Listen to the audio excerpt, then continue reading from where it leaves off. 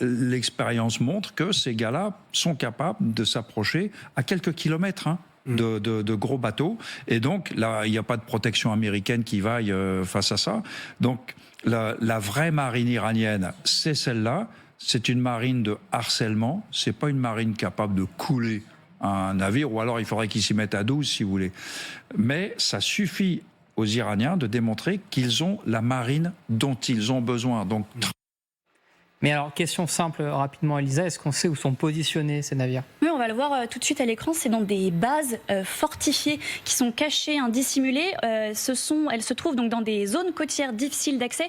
Le but, c'est d'échapper à des tentatives de ciblage aérien. Et selon le New York Times, eh bien, la marine des gardiens de la Révolution aurait créé une dizaine de bases de ce type pour justement ces vedettes d'attaque. C'est en quelque sorte une stratégie de la guérilla maritime pour mener des attaques rapides et imprévisibles, à faible coût mais à fort impact. Merci beaucoup Lisa Cléache. On a l'impression de revivre ce qu'on vivait avec les petits drones justement à bas coût. On est capable de la nuisance que... La nuisance, mais j'adore le général Yakovlev, je le connais, je l'appelle Michel, mais là il se trompe parce que les Américains ont des A-10, des fameux avions anti-tanks de la guerre froide, qui ont été déployés justement, mais aussi des hélicoptères Apache qui peuvent s'occuper très bien de ce genre de petits bateaux.